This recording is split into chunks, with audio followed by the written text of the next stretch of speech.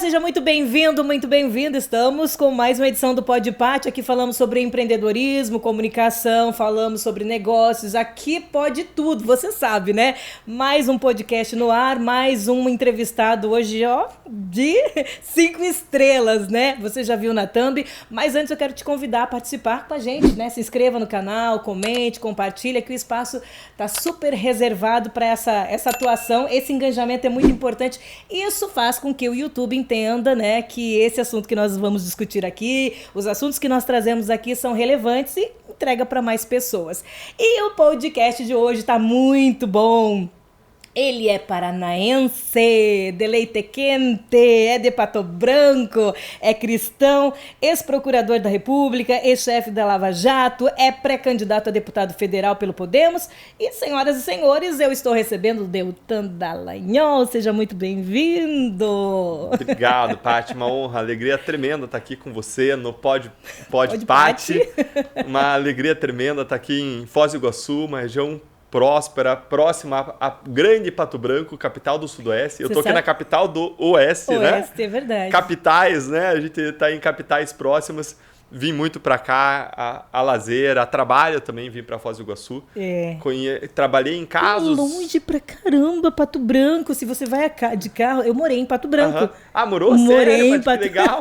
Bacana. Muito bom. Essa é uma cidade muito gostosa, muito linda. Você saiu com que idade de lá? Eu saí com 14 anos. É, pra já sabendo, né? Por causa do seu pai, já sabendo o que queria da vida, ou não? Não, eu tinha uma ideia que eu ia fazer direito ou medicina. Olha só. Essas eram as minhas duas paixões quando eu estava me preparando para vestibular. Uhum. E no final eu acabei decidindo por direito pela paixão, pela justiça, por fazer uma transformação, Mas por influência também do seu pai, eu acredito. Também, influência do meu pai, que foi promotor de justiça. Uhum. Mas ele é de uma época, Pati, em que no sudoeste do Paraná era um pouco assim bang, sabe? Era faroeste. Sério? É década de 60, 70. Meu pai andava armado, tinha os grandes bandidos da região, que eram conhecidos em toda a região.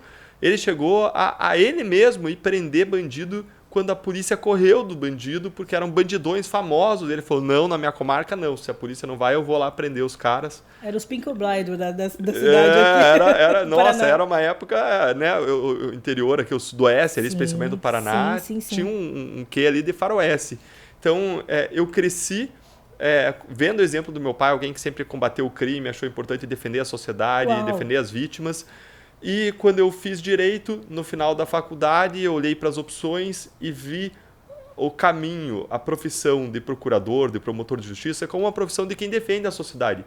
Eu tenho uma cosmovisão cristã de mundo, eu sou cristão evangélico batista, frequentei a primeira igreja batista de Pato Branco desde pequeno, e em razão da minha visão de que a gente está aqui na Terra, nessa nossa breve passagem, para servir as pessoas, para amar o próximo, eu decidi seguir o caminho do Ministério Público, porque eu vi no Ministério Público uma profissão de serviço e amor pelas pessoas. Uma profissão que defende as vítimas contra crimes, uma profissão que defende a sociedade contra o roubo, contra a corrupção, que defende o meio ambiente, que defende o consumidor, que defende a saúde, a educação, a segurança.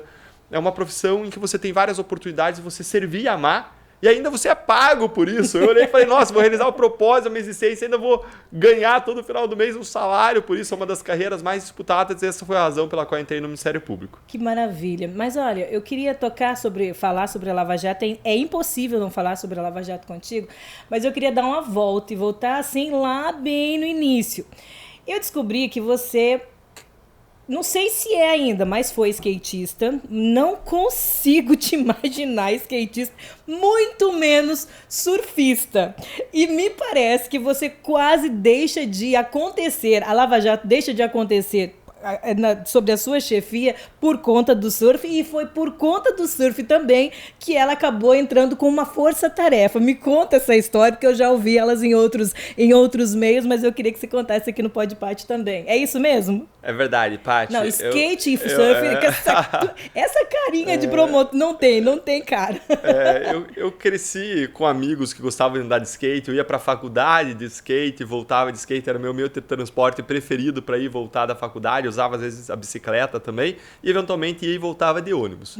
E eu sempre surfei com os meus amigos desde os 14, 15 anos de idade, E quando chegou a época da Lava Jato, em 2014, eu estava aí com meus 34 anos e a gente marcou uma viagem, eu e os amigos, todo mundo já colocado profissionalmente, todo mundo ajustou as férias e a gente marcou uma viagem internacional para ir surfar na Indonésia. O sonho de todo surfista, surfar especialmente. Eu já tinha ido uma vez para a Indonésia, mas não para as ilhas Mentawai, que são um paraíso dentro do paraíso que é a Indonésia. É o paraíso do surfista. E que é a linguagem do surfista. Quem é surfista vai entender que era o alvo de vocês, era o sonho. Exatamente. Era o nosso sonho, a gente conseguiu ajustar a agenda de todo mundo, alugou um barco, ou seja, tinha investido recursos significativos para isso, além de adequar a agenda.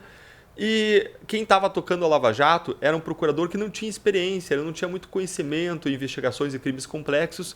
E aí o pessoal vinha para mim e falava, Deltan, assume a Lava Jato, Deltan, assume a Lava Jato. Eu falei, olha, eu assumo se mais alguém assumir comigo, porque, embora seja um pepino, uma montanha de trabalho, eu me disponho a assumir, mas se alguém mais assumir, porque na época da deflagração, que está prevista a deflagração, eu vou estar viajando, vou estar fora do país, não tenho como fazer acusação, analisar as provas. Precisa acompanhar de perto. Exatamente, lá em Mentawai, não tem como eu lá no barco surfando, analisando as provas, né? Não tem como isso acontecer, então eu preciso do apoio. Só que era um pepino nesse caso, era muito trabalho, ninguém se dispôs a assumir. Olha. E ninguém queria assumir junto porque era muito trabalho para ganhar a mesma coisa. Ninguém ganha mais quando você pega um trabalho que você tem que trabalhar às noites, finais de semana. É serviço público. Mas a gente sempre se dispôs a fazer grandes trabalhos, por isso as pessoas nos procuraram. E aí a solução que foi construída foi montar um time, uma equipe para estar comigo nesse caso.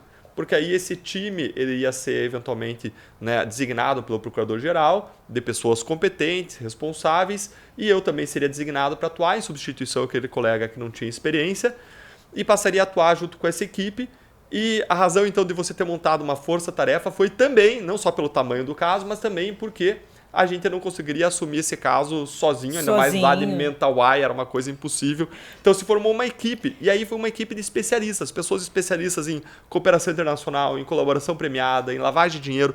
As melhores pessoas do país que poderiam trabalhar nesse caso se reuniram numa espécie de um time, né, um Dream Team, um time dos sonhos, uma equipe de elite para trabalhar nesse caso. Tem outros profissionais, claro, muito competentes, bons que não puderam ir para a Lava Jato, né? O Ministério Público é um celeiro de bons profissionais, tem pessoas técnicas competentes, mas a gente montou uma equipe de pessoas muito boas para trabalhar nesse caso, que foi um dos fatores que contribuíram para a Lava Jato se tornar o que se tornou. Bom, mas o restante a gente acompanhou e foi notícia em todo o mundo, vamos dizer assim, mas ninguém sabia que na realidade foi necessário então formar essa força-tarefa, digamos assim, para que realmente você tivesse condições de surfar e pegar o caso. Para né? viabilizar, exatamente, porque era inviável, era absolutamente inviável. Achei muito peculiar, eu falei, não, vou tocar nesse assunto. Legal, Paty, veja o seguinte, na primeira fase da Lava Jato foram apreendidos 80 mil documentos, na primeira fase. Antes da Lava Jato, você não vai ouvir nenhuma operação que teve 5 fases. A Lava Jato teve 79 fases, 79. Foi uma sequência de operações. 79 grandes casos em um caso. E a equipe cresceu um pouco, a gente foi de 5, 6, foi até 15, 20 procuradores, mas a gente trabalhava noites, trabalhava finais de semana, trabalhava feriados, não desligava, trabalhava 24 horas por dia, manhã, tarde e noite, porque a gente sabia que a gente estava vivendo uma janela de oportunidade para mudar a realidade brasileira. Nunca a gente conseguiu enfrentar os grandes corruptos do país. E pela primeira vez a gente estava conseguindo com o apoio de vocês da sociedade. Desde o início você sentiu que era um grande caso, assim, claro que a figura Lula e todo o esquema ali não precisa muitas apresentações, mas desde o início você Não. No começo o caso já era imenso, mas não tinha nenhum político. A gente estava investigando lavagem de dinheiro de doleiros. O que é um doleiro? Doleiro é um lavador de dinheiro profissional. O que é lavagem de dinheiro? É você pegar dinheiro sujo de crime. Crime pode ser tráfico de drogas, tráfico de armas, pode ser descaminho, importações fraudulentas.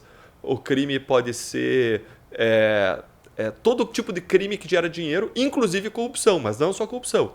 E esses doleiros pegam esse dinheiro, que é sujo, e passam por uma série de operações para ele ter uma aparência de origem lícita, para ele ter uma aparência de origem ilegal. Então o doleiro ele vai fazer o dinheiro circular ao redor do mundo e ele volta para o Brasil na forma de um investimento estrangeiro, de uma empresa offshore. Só que essa empresa, na verdade, ela foi comprada pelo próprio traficante de drogas, pelo próprio corrupto, que compra essa empresa no Panamá, entra na internet, compra uma empresa offshore E a empresa é do próprio cara, entendeu? Que, tá lá, que praticou crime como tráfico de drogas, como a corrupção e está trazendo dinheiro para o Brasil de volta. Tem vários exemplos de lavagem de dinheiro. Para você entender, imagine um restaurante que fica lá as moscas, ninguém vai no restaurante, mas ele é de um traficante de drogas. E aí o que o traficante de drogas faz? Ele bota o dinheiro do tráfico de drogas lá no restaurante, declara para a Receita que ele lucrou R$1 milhão no mês, paga imposto e tudo mais, e entra aquele dinheiro no patrimônio dele como se fosse um patrimônio de venda de refeições, por exemplo. Uau. Esse é um ato de lavagem de dinheiro. Você está criando uma origem legal, simulada, falsa, para uma coisa que tem origem criminosa, que é o dinheiro do tráfico de drogas. Que barbaridade, né? E a gente vê isso, vamos dizer assim, é uma prática bastante comum no nosso país e, lamentavelmente, é comum. E a gente vê isso pela televisão. Isso, e esses doleiros que a gente pegou lá no começo da Lava Jato, eles estavam lavando dinheiro para todo tipo de crime. Sim. E a gente estava investigando esses doleiros. E uma das pessoas para quem esses doleiros estavam lavando dinheiro era o ex-diretor da Petrobras, que era o Paulo Roberto Costa. E a gente identificou uma relação entre um doleiro e Paulo Roberto Costa e a gente foi para cima de Paulo Roberto Costa. E a gente encontrou indicativos de que ele tinha lavado dinheiro de corrupção. Quanto? Coisa de R$23 milhões. Mas foi um desencadear, foi um efeito dominó, né? Foi abrindo... A partir da colaboração do Paulo Roberto Costa e de Alberto Youssef foi. Daí um porque efeito aí dominó. Eles revelaram todo o esquema de corrupção dentro da diretoria de abastecimento da Petrobras. Isso nos levou num outro passo a outras colaborações que revelaram toda a corrupção dentro da diretoria de serviços. Chega num checkmate, assim, tipo, você chegou pro Paulo e falou assim, e aí, cara, descobrimos a sua verdade, e agora? Como é que você descobre isso? Eu tenho sempre uma curiosidade, como é que é coisa? É através de autos, fatos, documentos, ou como é que se processa isso? A corrupção é um crime muito difícil de você descobrir e de você comprovar. Por quê? Porque ela acontece às escondidas, a pessoa que corrompe, a que é corrompida, tem interesse em manter o segredo dessa relação. E os atos de corrupção, então o contrato fraudulento, o contrato superfaturado, ele é disfarçado de um contrato legítimo. Então, As aparências ali enganam, eles trazem uma aparência de legitimidade. Ou ainda, o ato corrupto pode ser um ato legal. Como assim um ato legal? Lembra lá do mensalão?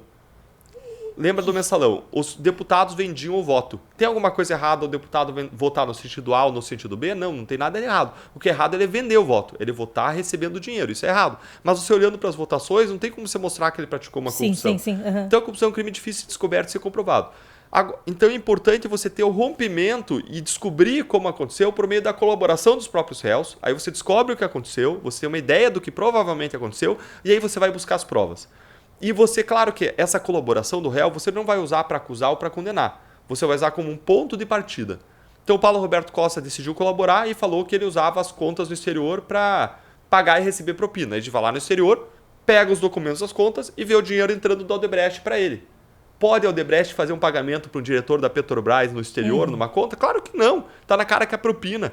E aí a gente olha para os contratos e vê que estavam superfaturados. Demonstra esse superfaturamento. A gente escancarou a corrupção. Sim. E a gente foi descobrindo contas no exterior a rodo. A Suíça cooperou como nunca cooperou com qualquer país do mundo. Entendo. E nos mandava provas, documentos, contas. Conta de Eduardo Cunha no exterior. Conta de José Serra no exterior, descoberta.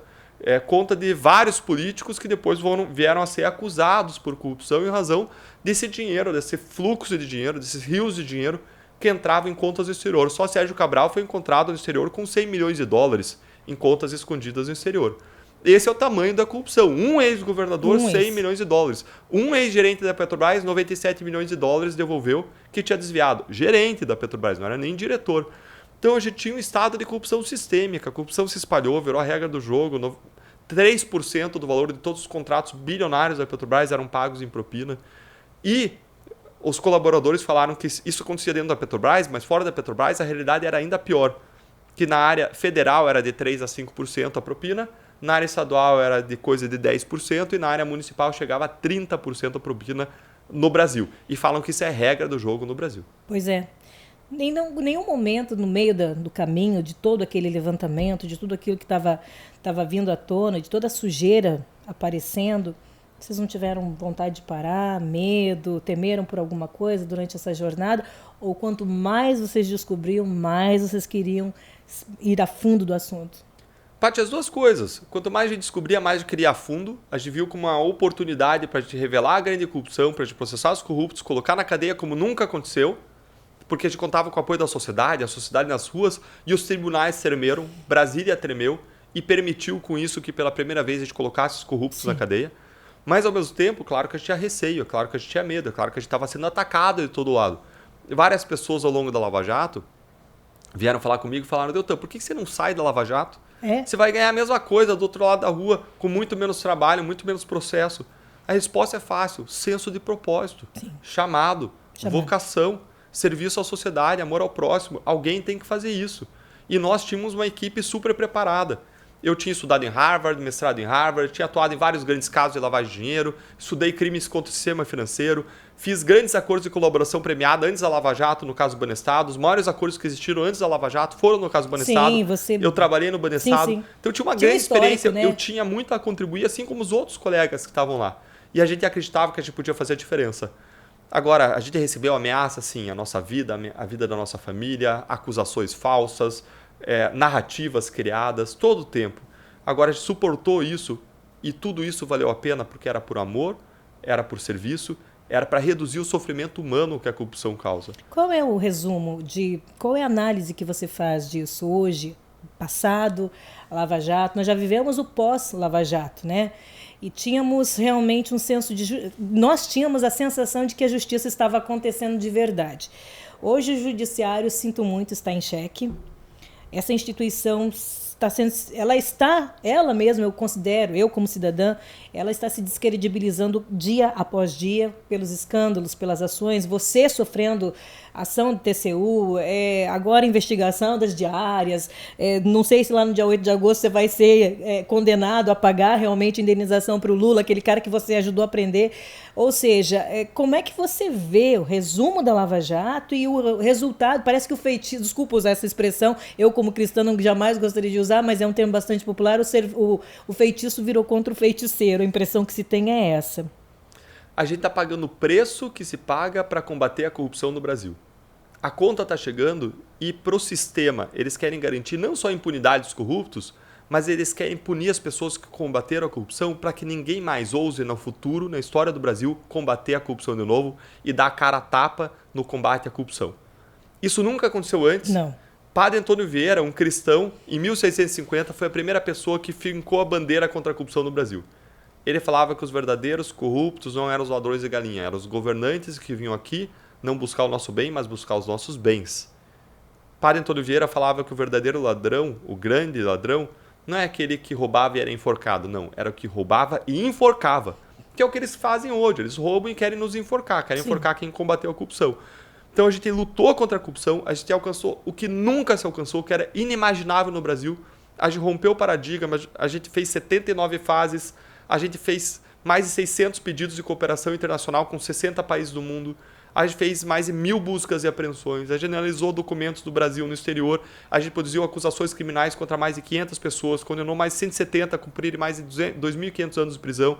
A gente recuperou 15 bilhões de reais. A gente colocou corruptos poderosos atrás das grades. A gente revelou como que Brasília funciona, como a política corrupta funciona. A gente mostrou para ninguém nunca mais esquecer e para a gente lutar contra essa realidade. Mas a gente revelou e fez diagnóstico. A gente precisa de tratamento. O tratamento era o quê? Era a gente manter o combate à corrupção, a gente aumentar o combate à corrupção, a gente manter as punições dos culpados, a gente continuar e mudar as regras do jogo. Por que parou isso? Mas a sociedade saiu das ruas. E Brasília deixou de tremer. Mas é o povo e Brasília viu espaço. Peraí, Deltan. Peraí. O povo acabou sendo, então, o culpado disso tudo? Não, o povo foi quem permitiu que a gente avançasse. Então, o povo foi nosso grande aliado. Ele parou de ir às ruas, foi o que você acabou de dizer. Exato. O culpado é quem faz o crime. É o culpado, como você disse, são os tribunais de Brasília. Mas essa responsabilidade de continuar esse combate à corrupção é o povo nas ruas? É de todos nós essa responsabilidade. E quem está quebrando a regra é Brasília. São os tribunais que estão agora criando novas regras para derrubar condenações. Como você disse, estão virando o jogo para perseguir quem combateu a corrupção. Uhum. Você jamais coloca a culpa dos crimes na vítima. A sociedade é vítima hoje do que Brasília está fazendo. Tá, mas quando você Os culpados são Brasília, são os tribunais. Você fala assim, o judiciário está perdendo a credibilidade. Os tribunais de Brasília estão perdendo a credibilidade e sujando o resto, que é um monte de juiz sério, concursado, não dá que pra faz o seu trabalho. Não dá para generalizar, porque eu já vi posicionamentos de juízes que eu aplaudi, disse assim, opa, esse daí tá com lucidez, esse daí não se corrompeu. Mas, assim, o fato é que o STF, ele é a última palavra. Hoje, a gente percebe que não existe mais o executivo efetivo. Nós não temos um presidente ativo, não conseguimos ter, nós percebemos isso claramente. Nós temos pessoas acreditando que um ladrão, confirmadamente, você acabou de narrar todo o processo que o Brasil enfrentou para prendê-lo, para colocá-lo atrás das grades, porque um cidadão comum, o normal, por muito menos vai preso e tem sua vida sentenciada para o resto da vida. Ele não consegue emprego, ele não consegue se estabilizar novamente na sociedade, ele é visto com preconceito. Você me destacou aqui todos os processos, a gente começou aqui falando de algo mais leve, como é que foi, você surfando lá, mas tinha uma bomba nas suas mãos, foi comprovado, existiram provas, e agora essa mesma pessoa, com provas, está livre disputando uma presidência da República. Isso é inconcebível. Inconcebível. E veja que o ex-presidente Lula, ele foi condenado em primeira instância pelo ex-juiz federal Sérgio Moro, depois no tribunal de segundo grau, por 3 desembargadores independentes concursados, depois foi para Brasília. E 4 ministros, alguns deles colocados pelo próprio Lula e pela Dilma, mantiveram a condenação. Sim. Ou seja, foram 4 mais 3 mais 1, foram 8 juízes que julgaram e condenaram no caso envolvendo o triplex. E não era um caso de um triplex, como alguns falam. Era a corrupção da Petrobras e mais de dezenas de bilhões de reais pela qual ele foi condenado, e mais a lavagem de dinheiro por meio do triplex. E se você tem um amigo petista que é cego por amor a essas lideranças acusadas, também, né? Cego pela sua ideologia, chega para ele e fala assim, chama a OAS e a Odebrecht para fazer uma reforma lá no teu apartamento e no teu sítio, para ver o que elas vão dizer para você. Essas empresas, as empreiteiras fazem ponte, fazem hidrelétrica. Nenhuma dessas empresas faz reforma em casa, reforma em sítio.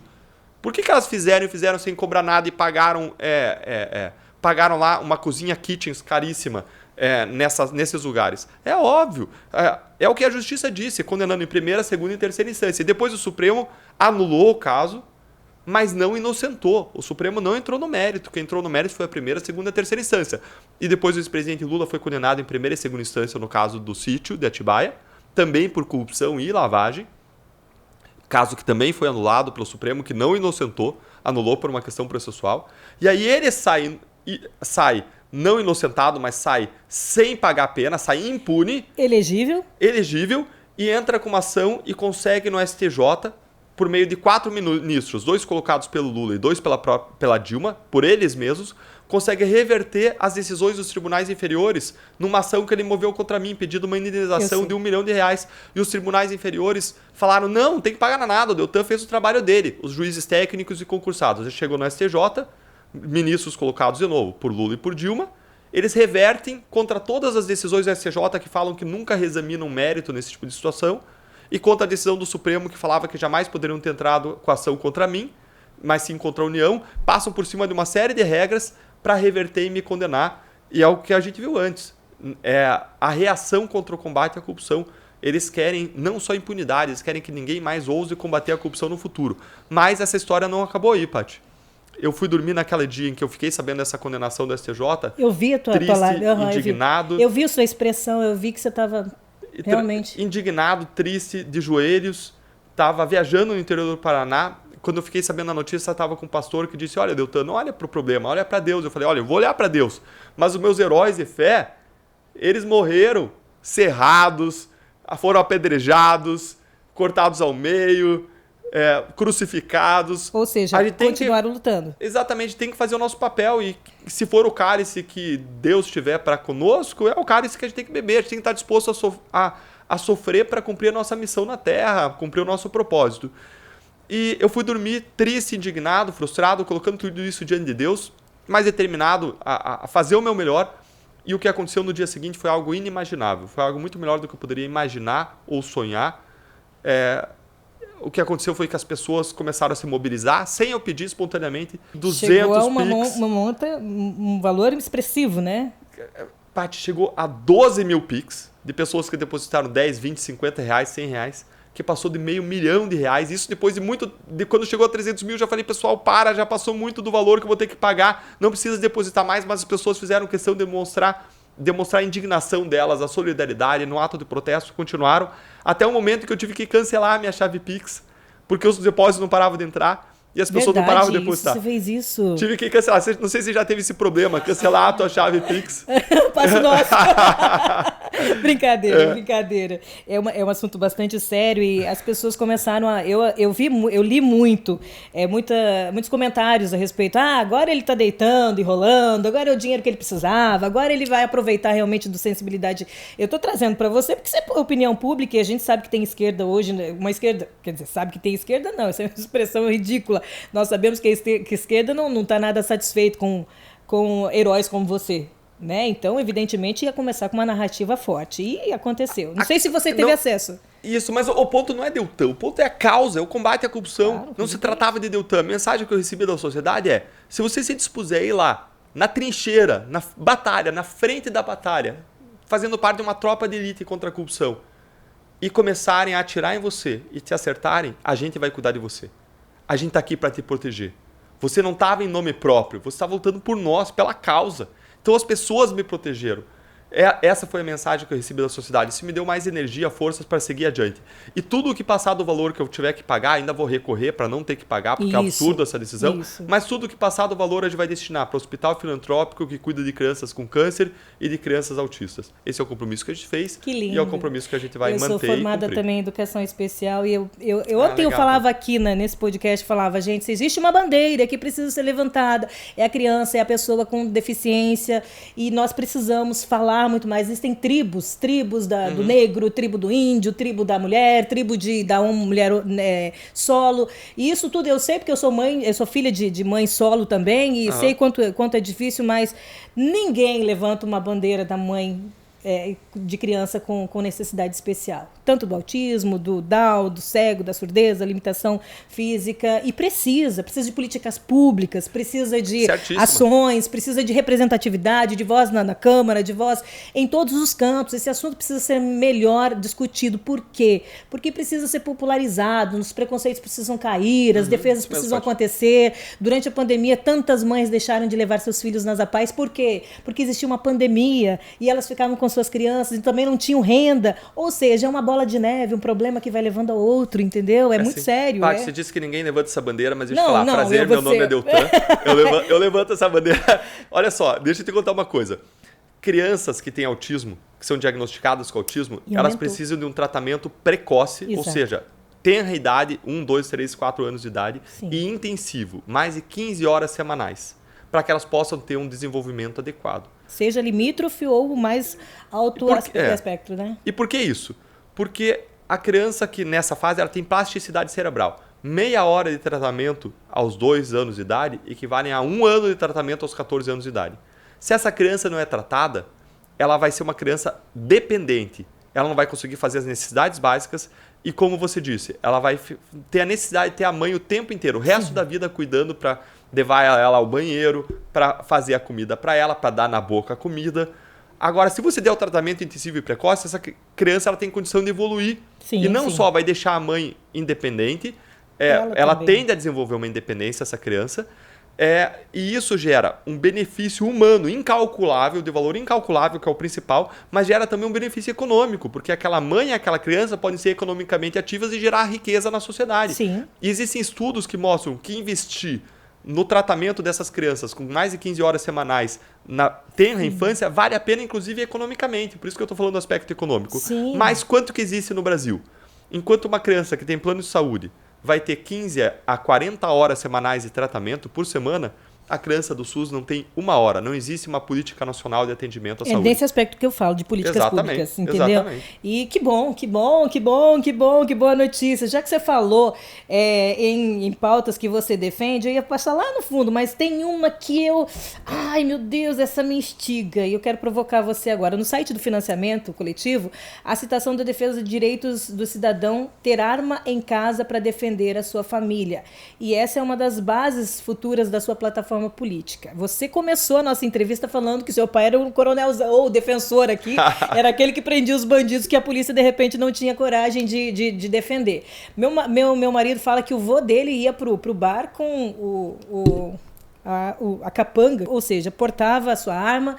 Você vai ser aquele que vai defender o arma. Eu espero que não, porque a sua história já vem aí, você tem um histórico familiar, mas enfim, a resposta é sua. é aquele que vai na onda do armamentismo, diz assim, agora todo mundo com armamento, com a sua arma e tal, mas na prática mesmo não faz nada para acontecer, realmente fica só no discurso ou não? Vai ser real? Paty, a gente tem que diferenciar o porte e a posse. Isso. Eu cresci no ambiente em que meu pai usava arma o tempo inteiro. Ele guardava a arma em cima do guarda-roupa no meu quarto e falou, nunca mexa nisso aqui, eu nunca mexia. E ele me ensinou a mexer na idade certa, mas eu tinha limites. Tinha o modo de... Você o recebeu lugar, educação. Recebi educação em relação à arma. Eu dei muito tiro na minha infância, eu tenho até zumbido, perda de audição. De tanto tiro que eu dei, naquela época não usava, né? Era frescura usar o protetor, hoje a gente usa, mas naquela época não se usava. Então eu cresci dando tiro, cresci no ambiente em que eu vi a necessidade de uma arma em casa para defender a minha família, porque meu pai era promotor público, ele ia a júri e ele acusava os grandes bandidos da região. E ele falava, olha, se eu precisar, se eu chamar a polícia, meu amigo, vai chegar a polícia aqui daqui a meia hora. Todo mundo já foi morto aqui dentro de casa. As pessoas já foram violentadas aqui dentro da nossa casa. Então... O pai de família, as pessoas de bem, se elas forem chamar a polícia não tem como ser onipresente, tá em todos os lugares, vai demorar meia hora para chegar, a sua família já foi violentada, já foram mortas as pessoas. Se o bandido tem direito a ter arma, pode ter arma, porque ele vai ter sem... Não que ele tenha direito a ter arma, se ele vai ter arma sem ter direito, ilegalmente... O homem de bem, o pai de família, tem que ter direito a ter arma de fogo em casa para ele poder defender a sua própria família. Tá, mas é só em casa? Essa é a minha pergunta. Porque a gente vive um pouquinho essa realidade, mas a minha pergunta é, no meio do caminho pode acontecer alguma coisa, né? A gente não sabe o que está acontecendo só dentro de casa, no trânsito também. Como é que é isso? A partir de uma educação, como seria esse porte de arma? Como é que seria? Dentro de casa e dentro de empresa, eu não tenho dúvida nenhuma. Eu defendo o direito das pessoas de terem arma de fogo para proteger a sua família dentro do espectro de liberdade. Essa é uma questão que diz respeito à segurança pública. Sim. E essa é uma questão que diz respeito à liberdade. Aí alguém pode dizer, não, mas a pessoa pode usar mal a arma de fogo dentro de uma briga. Peraí, mas a pessoa pode usar uma faca? A arma de fogo ela é neutra, ela pode ser usada para o bem ou para o mal, do mesmo modo que uma faca, do mesmo modo que um carro. A arma de fogo ela é feita para defesa. Ela existe para isso. Se o cara vai usar para matar, para assaltar, é da incumbência dele. A gente precisa desconstruir essa conversa que os desarmamentistas construíram ao longo da história e da comunicação, através da comunicação, de que ter arma é um perigo, tudo pela paz. Calma aí, o bandido está lá altamente armado, altamente municiado, e eu estou em casa sem proteção. Então, eu preciso me proteger. Esse entendimento precisa acontecer, na minha humilde opinião, como cidadã. Não é? E aí vem os discursos que a gente conferiu aí durante mais de 30 anos, né? Enquanto a população estava desarmada, e aí é uma questão política bem séria, mas uma população desarmada também ela é presa fácil também da política, também dos governos. Eu frequentei uma igreja quadrangular nos Estados Unidos por um ano, e lá eu tive o meu pastor, o Chris Gleason. Ele não chegava tanto, viu, a pregar com uma nova menina metendo embaixo do púlpito, mas ele é um pastor muito bacana e ele me convenceu em várias conversas que a gente teve da importância, inclusive histórica, de você ter a arma, do cidadão, a população de modo geral ter direito à arma, inclusive por uma questão política, de direitos políticos. Especialmente isso é forte em países com uma tradição como os Estados Unidos. Agora, eu sempre tive arma em casa, eu tenho arma em casa. Eu defendo o direito das pessoas de terem arma em casa para defender a sua família. Agora, em relação ao trânsito de arma com arma de fogo, eu ainda não formei opinião. Eu quero ver mais dados. Quero ver mais dados porque a questão aí não é tão simples. O que eu sei a respeito disso? Eu sei que na maior parte das abordagens, o fator surpresa está com o bandido e não com a pessoa. Eu sei ainda que a maior parte dos conflitos acontecem a menos de 1, 2, 3 metros de distância. Eu sei que existem aí riscos envolvidos para a própria pessoa quando ela está com isso, porque ela, transitando com a arma, ela pode ser morta quando ela não seria morta se ela não tivesse com a arma. Então, eu queria ver mais dados, sabe, Paty? Eu acho que você precisa... Você conhece o Polon, né? Já teve acesso a ele? Ele é do Movimento Pro Armas, é uma pessoa... Eu não conheço. Mas vai conhecer, busque saber. Vou seguir Jaque. Mas todas as dicas que eu dou. Eu já segui outra pessoa. Polon, exatamente. Todas as dicas ele começou a seguir a Ana Campaolo, exatamente, que eu indiquei para as meninas também, tenho indicado para ele. E Marcos Polon ele tem um trabalho excepcional no Congresso e junto da população, e não apenas, agora foi o responsável pelo maior movimento que aconteceu em Brasília, agora foi dia 9 de julho, né? Toda a movimentação que aconteceu lá em Brasília, do movimento Pró-Armas, é da responsabilidade, da incumbência dele, mas e ele traz números, traz dados. Hoje existem várias questões aí, desde o do caçador, caça esportiva, enfim, existem várias ações e pesquisas e números e dados mostrando esse social. Desde a educação do cidadão, onde você precisa o tempo todo fugir de qualquer discussão, está armado, você tem essa ferramenta junto com você está portando isso, fuja de discussões, fuja de atritos, essa educação o tempo todo, essa consciência, essa tomada de consciência, desde o uso correto do equipamento, desde o treinamento, da autodefesa, quer dizer, é uma consciência completa. E números e dados do social, não apenas daquilo que nós estamos falando a respeito de, o bandido tem a arma, você vai se defender. Não é isso, isso é raso. Isso é uma conversa rasa, aliás. O assunto é muito mais profundo, tem dados, tem números, e através desse moço aí você vai buscar mais informações, você vai gostar do assunto. Legal. Depois eu vou querer que você me ajude a achar ele aqui que eu não achei no Instagram. A gente acha aí para você. Mas, você vai buscando então informações, e acho que política é isso mesmo, né? Construindo projetos e PLs para que essas informações sejam bem estruturadas e se tornem práticas para a sociedade, para a comunidade, para as pessoas. Eu acredito muito em política pública em cima de evidências. Sim. Eu acredito no valor da preparação para enfrentar os desafios do país. Opa. Então, se alguém se dispõe a ir ao Congresso Nacional para tratar de todo tipo de tema, porque todo tipo de tema é tratado lá, e ainda que a pessoa tenha faculdade em Direito, mestrado em Harvard como eu, isso não basta. A pessoa tem que conhecer basicamente os outros assuntos. A pessoa tem que estar preparada para os grandes desafios do país. Tem que estudar educação, saúde, saneamento, infraestrutura, empreendedorismo. Tem que entender um pouco do que é preciso para melhorar o sistema tributário, reforma administrativa.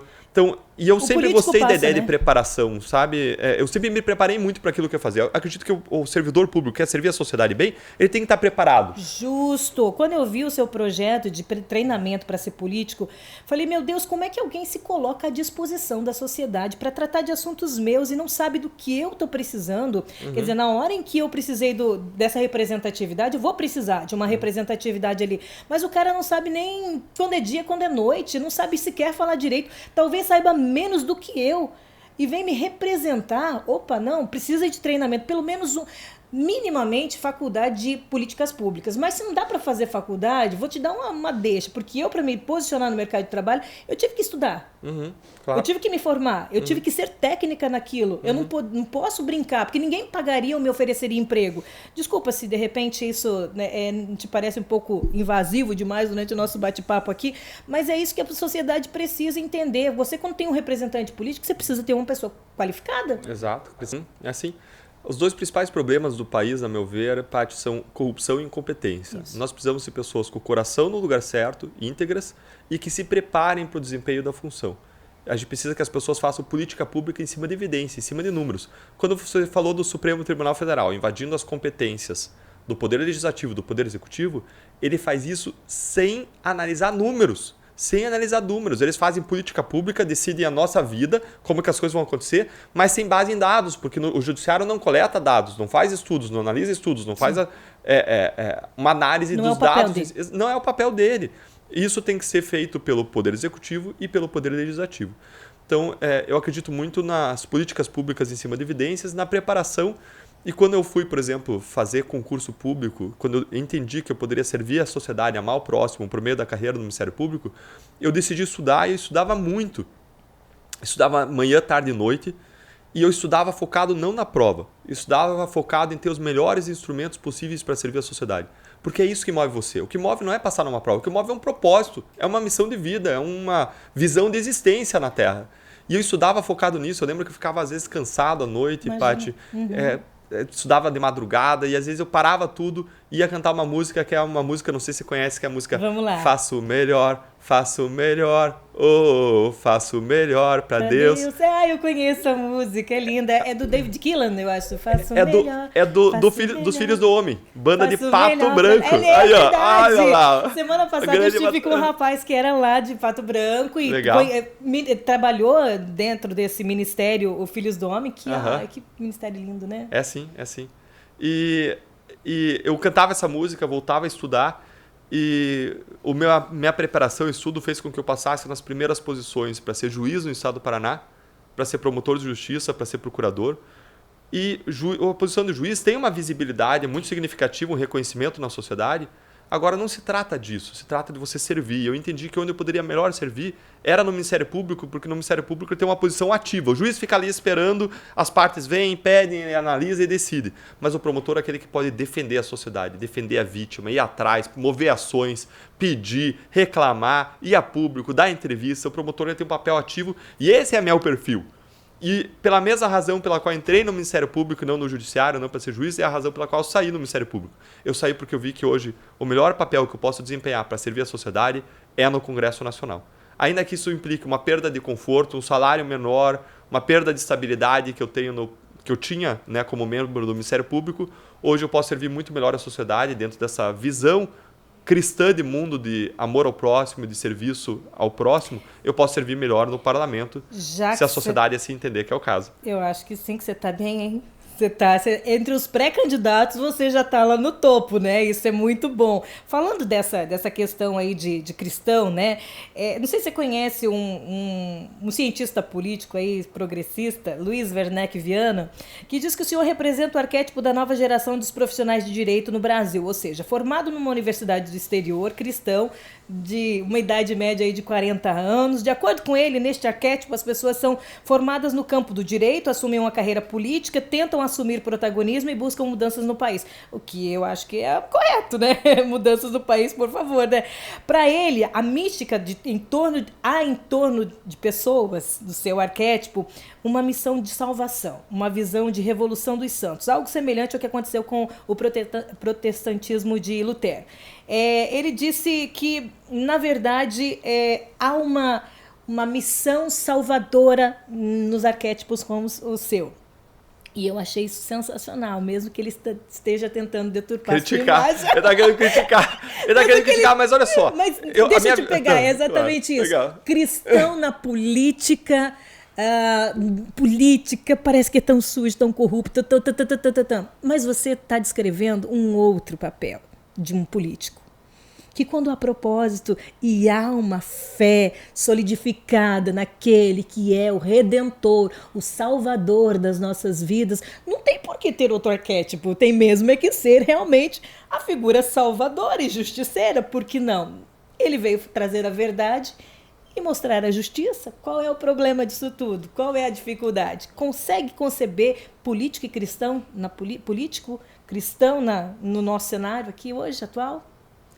Eu consigo conceber pessoas cristãs na política pela mesma forma como eu vejo o cristão no empreendedorismo, o cristão como um professor, o cristão como um cientista, o cristão como qualquer profissão. Quando o cristão vai exercer uma profissão, ele tem que estar focado não especialmente no lucro. O lucro não é a função do empreendedor. A função é a função social daquela profissão. Exato. O salário no final do mês não é a função do jornalista. A função do jornalista é levar informação de qualidade, filtrada, bons debates, boa informação, fazer a sociedade elevar o seu nível de consciência cívica e de consciência sobre os problemas da sociedade, sobre o esporte, sobre o que for.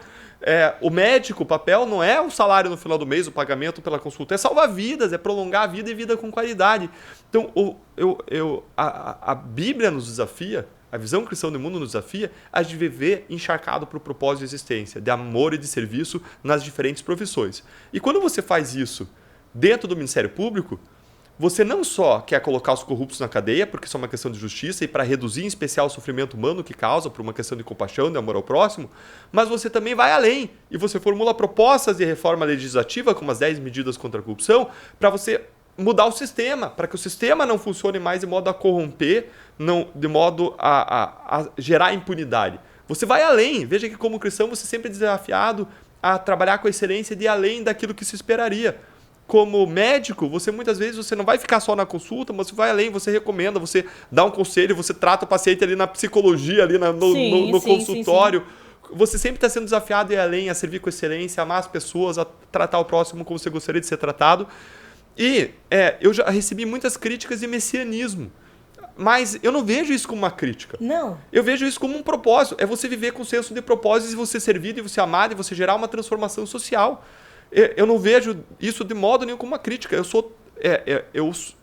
Todas as pessoas são pecadoras, ninguém escapa disso, todo mundo tem defeito. Agora, o cristão, ele busca uma santidade, ele busca se aperfeiçoar, ele busca melhorar. E isso não é ruim. Porque ele tem o ideal, ele tem a figura perfeita do ideal. Meu ideal é chegar ali, naquela figura perfeita do Jesus. Exato. Isso não é só do cristianismo. Isso, se for pegar lá Aristóteles, a ética dos valores, a questão não é a ética normativa como de hoje, certo, errado, utilitarista ou kantiana, mas a ética dos valores do Aristóteles é você sempre pode ser melhor, você sempre pode ser mais generoso, você sempre pode ser uma pessoa melhor, trabalhar com excelência nas diferentes virtudes. E isso é o que desafia o cristão a buscar ser uma pessoa melhor, a transformar a realidade, a ser agente em transformação da realidade ao redor. E eu entrei no Ministério Público com essa visão, assim como vários outros colegas que nem são cristãos entraram no Ministério Público por um idealismo de transformar a sociedade ao redor. Agora, como cristão, a gente é desafiado a não perder isso diante das sucessivas derrotas, a seguir vivendo, dando passos de fé, a perseverar, a não desistir. O cristão é aquele que, quando bate uma pessoa drogada na sua igreja, na sua casa, fala, essa pessoa acredita na pessoa e acredita na transformação. Quando ninguém mais acredita, nós somos desafiados a ir além quando outros desistiriam. E é com esse senso de propósito e perseverança, de agir como se tudo dependesse de mim, orar como se tudo dependesse de Deus, é que eu quero entrar não só na política, mas eu servir no Ministério Público, eu quero servir em todas as áreas da minha existência como pai, nos diferentes papéis. Então, quando eu vejo uma pessoa trazer uma crítica dessa, messianismo, eu, com todo o respeito, eu não vejo como uma crítica. Eu não sou a solução para os problemas. Mesmo os reinos humanos não são a solução para todos os problemas. O único salvador na minha visão de mundo cristão, Jesus. É a salvação da alma, é a salvação eterna. Mas o cristianismo, Jesus nos dá uma ordem de amar as pessoas na terra como a nós mesmos, e amar as pessoas tem uma dimensão espiritual de salvação, tem uma dimensão emocional de bem-estar e tem uma dimensão de material de cuidado com o próximo. E quer um instrumento melhor de servir as pessoas e cuidar do próximo como o governo, que gerencia os impostos, cuidar para que o governo não desvie o dinheiro público, para que o governo gerencie com eficiência, de um modo competente e não incompetente, não tem outro modo melhor. E a gente ensina na igreja as pessoas a serem bons pais e mães à luz dos princípios e valores bíblicos. Bons maridos e esposas à luz dos princípios e valores bíblicos. Sim. Bons empreendedores e médicos à luz dos princípios e valores bíblicos. A gente precisa também ensinar como ser bons cidadãos à luz dos princípios e valores bíblicos. Como votar à luz dos princípios e valores bíblicos. Não estou dizendo para dizer em quem votar. Estou dizendo para dizer como votar. O voto consciente, o voto qualificado. No escurinho da urna, o que vai fazer, não é? Exatamente, com responsabilidade social. E surgiram projetos na sociedade que são projetos apartidários, não são projetos vinculados a uma religião ou outra, mas são projetos cívicos que podem nos ajudar a gente a exercer o amor ao próximo nessa área de cidadania, que são os projetos 200+, e os projetos 20+. Sim. O projeto 200+, o objetivo é colocar mais de 200 deputados e senadores no Congresso, que têm um compromisso com o combate à corrupção, com a redução e extinção do fundo eleitoral e com a preparação política. E o projeto 20+, que é um projeto desenvolvido a partir de um esforço do Fábio Oliveira, aqui no Paraná, surgiu, e é um projeto que não é dele, é um projeto hoje que é apoiado por ele, assim como o 200+ é apoiado por mim, não é meu. O 20+, ele objetiva levar para a Assembleia Legislativa candidatos que são comprometidos com a fiscalização para evitar casos como o pedágio, comprometidos com a transparência para evitar casos como diários secretos, funcionários fantasmas, e comprometidos com a preparação política. E todos nós queremos isso. E esses projetos surgem como instrumentos para a gente fazer isso acontecer. Então, se você não conhece, quero te incentivar a entrar na página da internet do 200+, na página da internet do 20+, pesquisa aí, projeto 200+, projeto 20+, e apoiar. E vamos lá fazer igual as mulheres de Bereia, vamos saber, o que ele está falando aí? Tem fundamento? É isso mesmo? Vamos pesquisar, gente. Exatamente. Não fica, ele acabou de dizer, eu não trabalho sem dados, sem números, sem informações, sem estatísticas, sem constatações, e a gente precisa fazer isso, né? Duvide tudo que o Dallagnol falou aqui, duvide, fala assim, quero ver se é verdade, que eu vou pesquisar lá, vou investigar a vida dele, Porque quanto mais eu tô interessada em saber o que você está fazendo, mais as chances de erro são menores, eu acredito. A gente tem que parar com essa história de, não, deixa que ele resolve lá, porque a gente já viu na história que isso não funciona, né? Deixar que o político resolva lá, não me interessar por aquilo ou não responsabilizá-lo pelo que está fazendo. Custou caro demais, está custando caro demais para todos nós, né? Vou te pesquisar, vou querer saber, porque é necessário, vou querer saber dos projetos, como é que funciona, como é que vai se desenvolver, como é que ele será aplicado, ele trará que impacto realmente real na minha vida. Poxa, essa proposta é boa, vou com ela, né? E assim, por aí. Esse é o espírito. Que legal. Você acabou, ninguém mais deixa eu falar com você aqui, sabia? O pessoal já está cobrando que a gente tem outra agenda, 3 né, Paty? vezes já entraram aqui na nossa portinha aqui. Deltan, foi um prazer imenso te conhecer um pouco mais. Legal. Eu te ouvi apenas, te conheci apenas de ouvir falar. Agora eu te conheço face a face. Legal, bacana. Agora eu conheço você pessoalmente, vi as suas ministrações na Lagoinha, na Igreja Batista da Lagoinha. Fiquei muito feliz quando assisti. Tenho visto as suas ministrações. Você vai estar agora também, né? Tem pregado por aí, né? Tem trazido palavras. Fui para São Paulo, falei em igrejas, falei sobre propósito, vocação. Que maravilha. Falei sobre... Eu tenho falado sobre Neemias e o papel do cristão na esfera pública. Isso. E eu te vejo assim como um Danielzão. Olha, que a gente possa fazer a diferença, que Deus nos use, onde a gente estiver, e que no final da jornada, Deus tenha misericórdia de nós e a gente possa ser encontrado fiéis e honrando a confiança que as pessoas depositam em nós. O funil tá acontecendo, né? As escrituras estão se cumprindo e a gente quer que realmente que Deus nos conceda uma janela para que conheçamos homens como você que façam a diferença, que não nos traiam, que tenham princípios, que tenham os valores e que façam a diferença realmente. A nação clama. A nação precisa realmente da graça de Deus sobre vocês. Então, obrigada pela sua presença, pelo seu tempo dedicado a nós. Eu que agradeço. A gente precisa de mais pessoas dispostas a dar um passo à frente, um passo de fé, um passo de sacrifício, muitas vezes, para servir a sociedade e também nesse ambiente da política. A gente precisa invadir o Congresso com muita gente boa, democraticamente, pelo poder do voto, né? Pelo voto, pela atuação consciente, cívica, pela cidadania. E quem sabe aí, de repente, no futuro, Paty, a gente não trabalha junto no Congresso também pela sociedade, viu? Se Deus quiser, se Deus quiser. Legal. Gente, ficamos por aqui, acabou o Pode Paty, tava bom demais, né? Conversa gostosa, conversa fluente, é isso aí. Vamos que vamos. Semana que vem tem mais. Eu fico amanhã sempre na ponta da língua, porque penso que eu tô no rádio, né? Mas eu fico sempre, amanhã tem novo programa. Mas semana que vem tem mais um Pode Paty com mais um entrevistado. Fiquem com Deus, um forte abraço. Valeu, pessoal. Tchau, tchau. Abraços.